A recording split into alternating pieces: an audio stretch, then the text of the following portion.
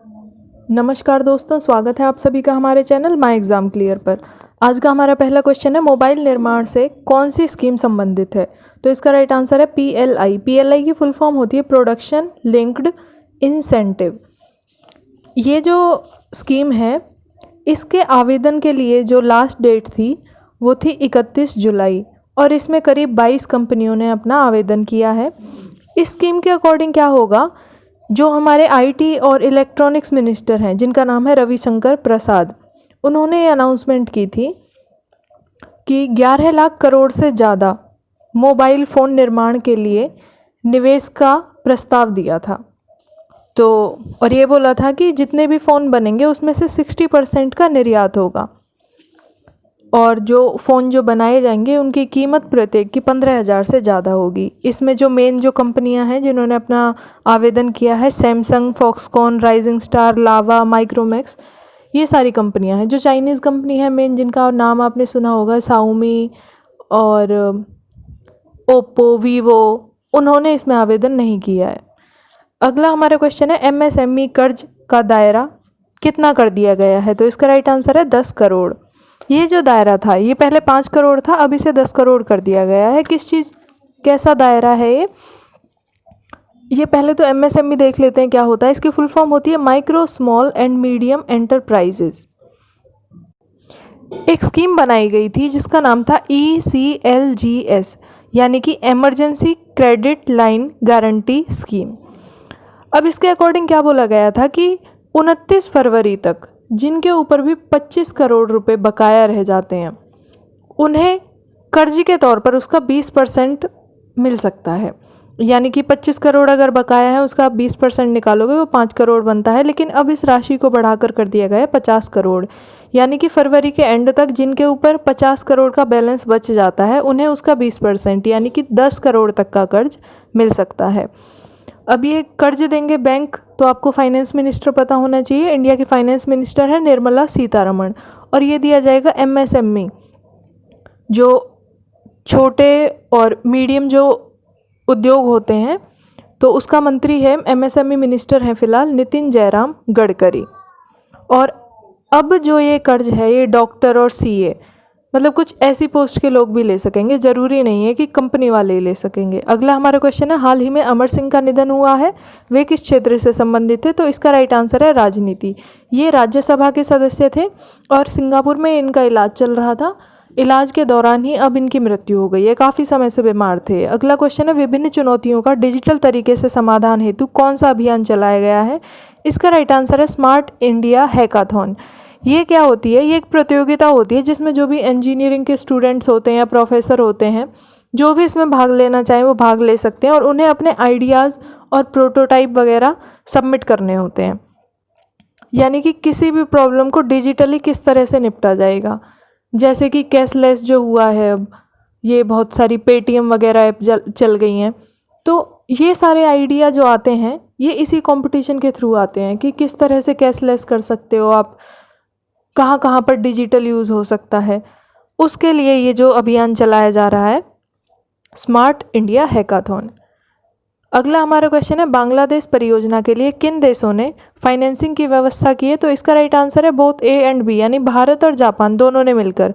भारत की जो कंपनी है रिलायंस पावर, जिसके ऑनर है अनिल अंबानी, और जापान की कंपनी है जेरा, इन दोनों ने बैंकों के साथ अपनी साठगांठ करी है।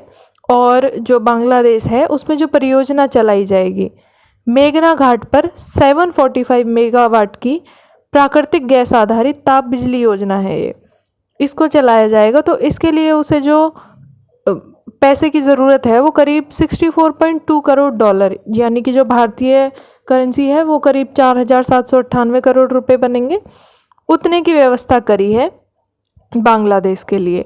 और ये पैसे वो देगा बांग्लादेश बिजली विकास बोर्ड को, और 22 वर्षों के लिए ये बिजली को वितरण करेंगे।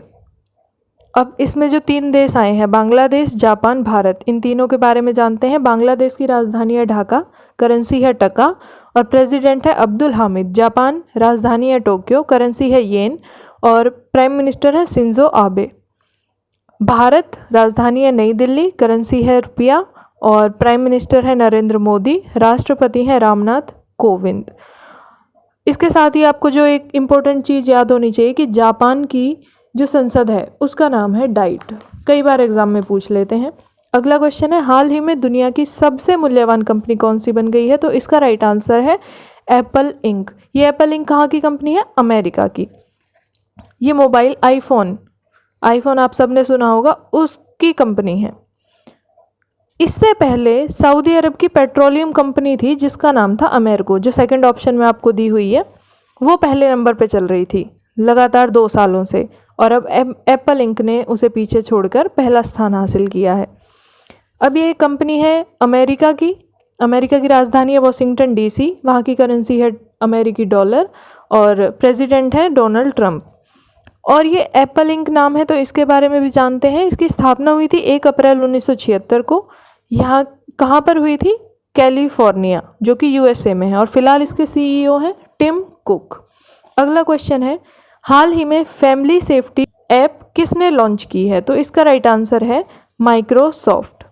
अब ये फैमिली सेफ्टी ऐप क्या होती है? अभी आपने देखा होगा कि फिलहाल ऑनलाइन कोचिंग का या ऑनलाइन पढ़ाई हो रही है बच्चों की कोरोना की वजह से, तो इसलिए ऐप बनाया गया है जिससे जो पेरेंट्स हैं वो अपने बच्चों की गतिविधि पर नज़र रख सकें। एक तो वो उसका स्क्रीन टाइम सेट कर सकते हैं, अपने खुद कंट्रोल कर सकते हैं, साथ ही वो ये देख सकते हैं कि फ़िलहाल बच्चे के मोबाइल की स्क्रीन पर क्या चल रहा है, और लोकेशन शेयरिंग हो जाती है इस पर, जीपीएस ट्रैक कर सकते हैं, और कोई भी साइट है उसको ब्लॉक कर सकते हैं, साइट को फ़िल्टर कर सकते हैं पेरेंट्स खुद अपने फ़ोन पर, और इसे प्ले स्टोर से डाउनलोड किया जा सकता है। अब इसे बनाया है माइक्रोसॉफ्ट ने। माइक्रोसॉफ्ट की स्थापना हुई थी 4 अप्रैल 1975 को। कहाँ पर? न्यू मैक्सिको, जो कि यूएसए में है। और फिलहाल इसके जो ऑनर हैं वो हैं बिल गेट्स, जो दुनिया के दूसरे नंबर के सबसे धनी व्यक्ति हैं। पहले नंबर पे थे, लेकिन जेफ बेजोस जो अमेज़ॉन के सीईओ हैं वो अब पहले नंबर पर हैं और ये दूसरे नंबर पर हैं। अगला क्वेश्चन है, भारत सरकार ने कौन कौन से नए ऐप लॉन्च किए हैं? तो इसका राइट आंसर है डी, यानी कि बोथ ए एंड बी, जो है मौसम और BIS। अब सबसे पहले मौसम ऐप के बारे में जानते हैं। मैंने कल भी आपको बताया था, ये जो मौसम ऐप लॉन्च की है इससे अलग अलग शहरों के बारे में जानकारी मिल सकती है कि कहाँ पर बारिश होगी, कहाँ ओले पड़ेंगे, कहाँ पे तापमान ज़्यादा रहेगा कम रहेगा, मतलब जैसा भी मौसम है उसकी जानकारी इससे मिल सकती है। अब दूसरी जो ये ऐप है BIS, ये यूज़ होती है सोने की कि वो कितना शुद्ध है उसे परखने के लिए यूज़ होती है। आप लोगों ने देखा होगा जो भी सोने के आभूषण होते हैं उस पर एक हॉलमार्क नंबर लिखा होता है, तो इस वाली ऐप में हम वो हॉलमार्क नंबर देखेंगे, उससे हमें पता चलेगा कि सोना हमारा कितना शुद्ध है। बिना हॉलमार्क नंबर के ये काम नहीं करेगी। और एक चीज़ और, अगर आपने हॉलमार्क नंबर डाला है जो लिखा हुआ है, अगर वो गलत है तो उसकी आप शिकायत भी इस पर दर्ज करा सकते हैं। ये भी आपको गूगल प्ले स्टोर में मिल जाएगी डाउनलोड करने के लिए। अगला क्वेश्चन है, अमेरिका ने किस ऐप पर प्रतिबंध लगाने का फैसला किया है? तो इसका राइट आंसर है टिकटॉक। टिकटॉक एक चाइना की ऐप है, तो चाइना की राजधानी है बीजिंग, यहाँ की करेंसी है युआन, और प्राइम मिनिस्टर है शी जिनपिंग। टिकटॉक पर भारत पहले ही प्रतिबंध लगा चुका है। टिकटॉक के साथ टोटल 59 ऐप पर प्रतिबंध लगाया था भारत ने, और उसके बाद 47 पर और लगाने की तैयारी कर रहा है भारत। और अब अमेरिका ने भी अनाउंस किया है कि टिकटॉक पर बैन लगा देंगे। अगला हमारा क्वेश्चन है, खबरों के लिए ऑस्ट्रेलिया मीडिया को किस किस को पैसे देने होंगे? तो इसका राइट आंसर है बोथ ए एंड बी, यानी गूगल और फेसबुक, इन दोनों को बोला है कि जो भी खबर ये छापते हैं उसके लिए ऑस्ट्रेलिया की मीडिया को इन्हें पैसा देना होगा। अब से फ्री में ये वो खबरें नहीं छाप सकते हैं। तो गूगल है, गूगल की स्थापना हुई थी 4 सितंबर 1998 को कैलिफोर्निया यूएसए में, और फिलहाल इसके सीईओ हैं सुंदर पिचई।